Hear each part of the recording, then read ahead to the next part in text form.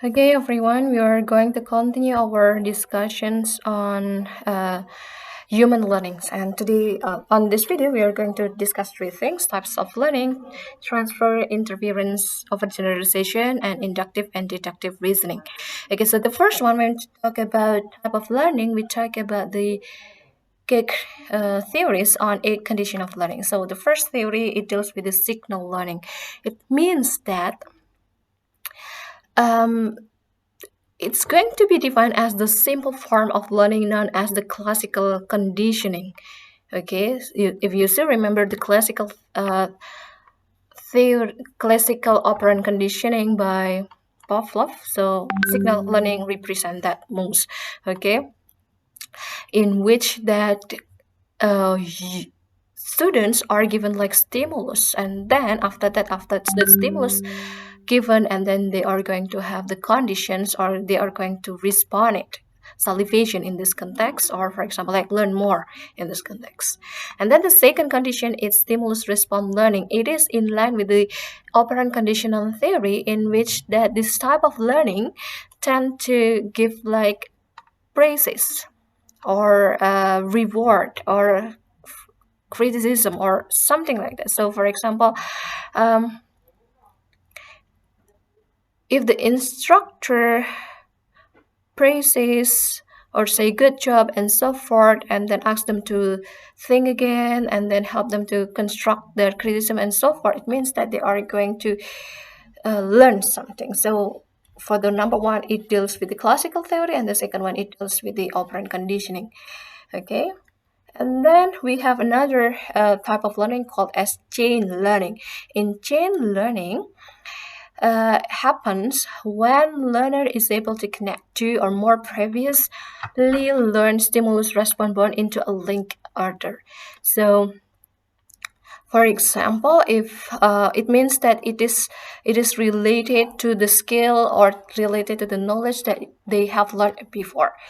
Okay, and then for verbal association, it deals with when learners make association using verbal connections.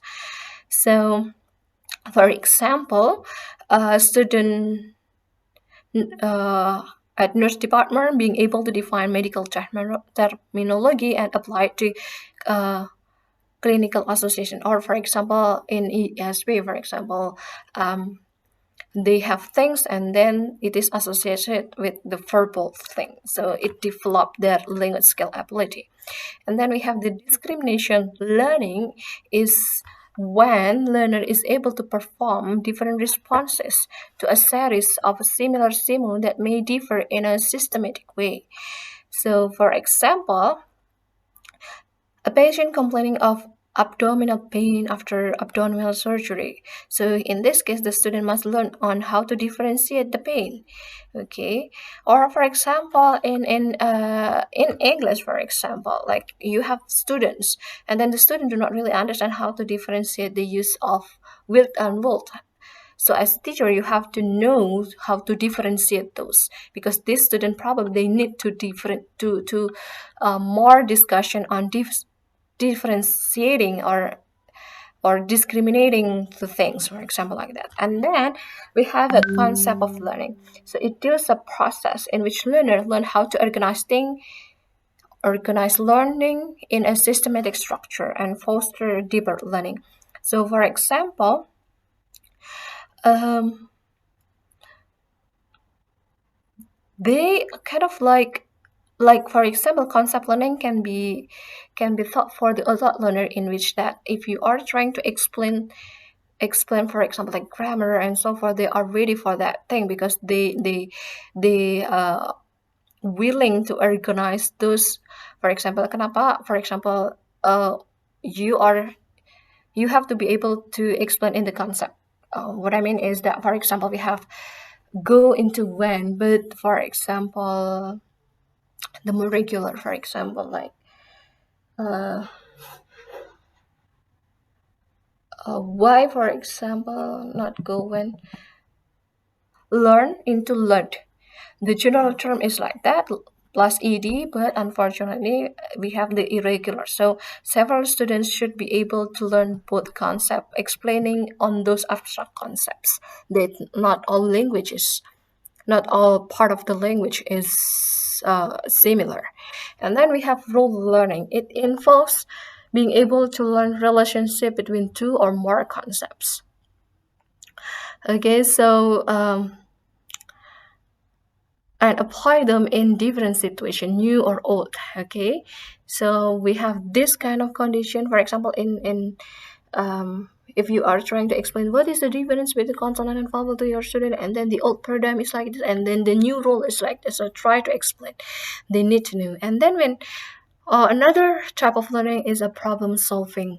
So it involves like complex rule procedure for the purpose of solving one particular problem and the other problems of a similar nature. So for example, learners learn how to improve problem nursing process and so forth. So they are trying, if we have problem like this, then they have to learn how to solve the problem.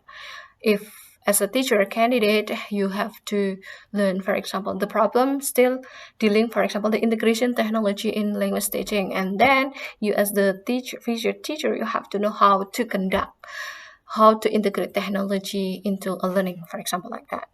Okay. And then we move to the discussion on for about over transfer, interference, and overgeneralization. So basically what we have like transfer can be positive, can be negative. So when you teach something, if it is understood, it will be positive. If it is not really understood well, it's going to be like negative. And in the negative, it's going to have like 2 points: interference or over generalizations. It means that for the interference, we have like bahasa Indonesia in this context, for example, affect roles in bahasa Indonesia affect the role in English. Or for example, in pronunciation, it's pretty clear when like students tend to pronounce top, not top. Okay, so it means that there is a spoken language interference there.